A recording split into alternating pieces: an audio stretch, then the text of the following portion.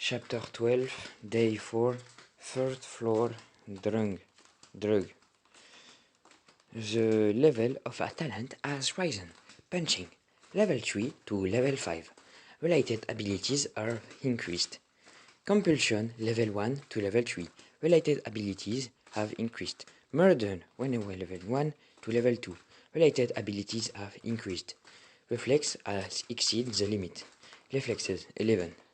After killing Scratchy, some records of my history in the dungeon came up. Talent have been acquired. Talent, Deception. The ability to deceive another person will increase according to the level. The insight, planning, and emotional adjustment abilities have slightly increased. Deception level 2.134 to 200. Talent, Taunt. The ability to make the opponent lose stay calm and will rise accordingly to the level. Eloquence has slightly increased. Taunt, level 2.23 on 200. Planning has exceeded the limit. Insight has exceeded the limit. Once no more notification appeared, I got to my feet. I wouldn't let myself be eaten. I finally understood the word of the man. If Scratchy has died by my hand, his talent would by flowed into me. The man with the kitchen knife probably knew this. This is completely a battle royale. I smiled as I gazed into the darkness. I had been prepared to kill, even so I hadn't talked about always killing my opponent. The persuasion talent existed, so I had talked about solving some things through the intimidation or a conversation. But if the system was like this, then things were different. If I killed instead, then wouldn't I get the talent of that person? Anybody who knew this would try to kill another if they had a chance. There would be no conversation. It was the same with negotiation as deal. Who would do such ineffective things? It was impossible for fate to be established. I needed to be prepared. From now on, there would be no self-defense. I moved in the direction that the goblin pharmacist had escaped to. He wanted to encounter someone else after gaining Scratchy's strength, but the fourth floor was quite spacious. The goblin pharmacist had thrown bottles. Scratchy had suffered relief from only 2 bottles.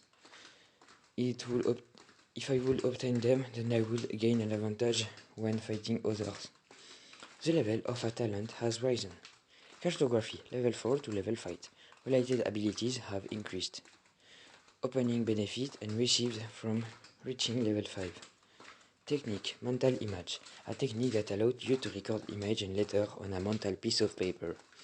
Only geniuses are born with this talent, but a few are able to acquire the technique through effort. No level, concentration, descriptive power, planning the range and speed in drawing in. Preparation to spatial perception and the direction have increased. What was this? As soon as I talked about it, letters were drawn in my head. What is this? What?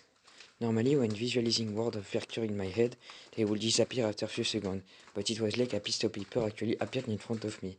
Even if I shook my head and tried to erase, the image was still vivid. I drew all types of complex shapes. After a minute, they all remained intact.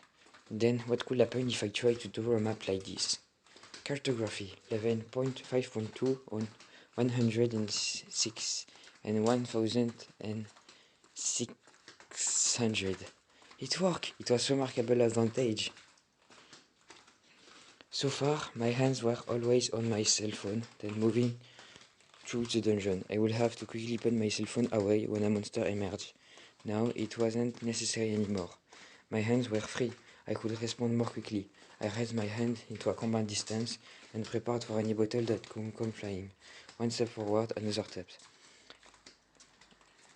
Talent has been acquired. Stealth, the ability to walk covertly. Concentration and agility rise according to your level. I walked for around 20 minutes and my stealth was close to reaching level 2. Then I stiffened as I heard a scream from outside my field of view. It was a scream, a woman's scream. I walked for a while and legs started to appear in front of me. There was a curve in the path that I peeked around, trying to still see what the sight that stretched out before me.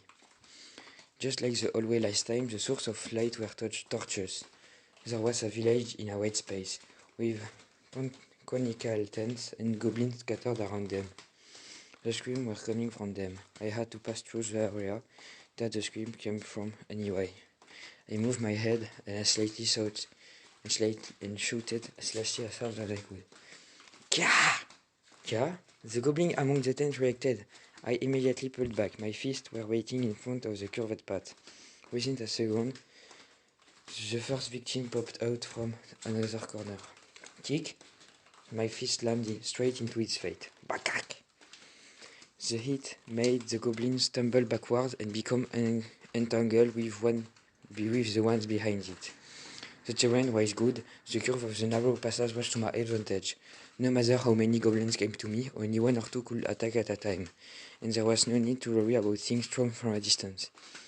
The only thing left for me was to punch without making any mistake in my timing. Pant. I panted harshly as the corpses of the goblins came up on my knee when everything was finished. I moved my head past the curve and yelled again. No more goblins came out.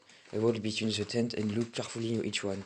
There was nothing, even if there were some boxes, only them of iron or less appeared. Ah! The scream stopped for a while before starting again, but unlike earlier, the screaming sounded strange. It passed through the tent. At the end of the tent, there was another passage leading to a big colorful tent. I went inside, then stifled for a moment. Cack! I was looking at the back of a goblin pharmacist. It was holding a papule, trying to raise something so it would be hanging off the ground. It wasn't holding a bottle inside. I immediately extended my fist. Kung! On the goblin dian, the thing hanging fell on the ground. I looked at it. No, I was looking at that person. Hi. The high school girl was naked and groaning on the ground. It would have been hard to recognize her if her face hadn't been mainly left alone. The schoolgirl smelled of medication. Had she been experimented on? There was a funnel in her mouth. There were already many empty bottles rolling around. At a glance, all the blood vessels in her body had been poisoned, and her limits were spasming. As the funnel moved inside her mouth, I could see that a section of her tongue had been cut. This was the cause behind the different screams. Her eyes were blurry with pain, and she looked at me.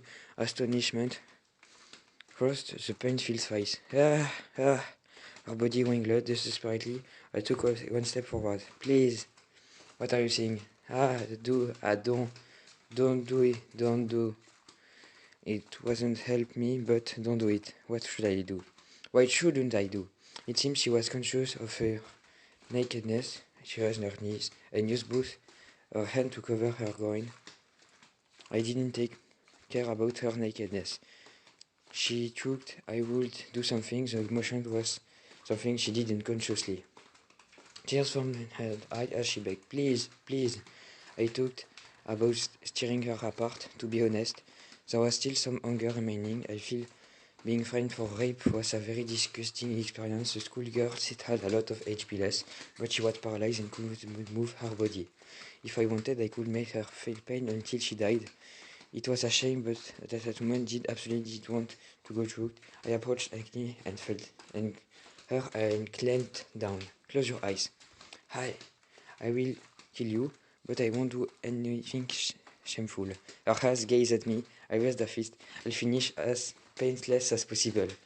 Opportunity shouldn't be wasted. Not only will it take time, but it was about to take her life. It was the most precious thing for a human. No matter how much I was filled with greed, I didn't desire anything else from her. So close your eyes. Tears flowed down as the scholar closed her eyes.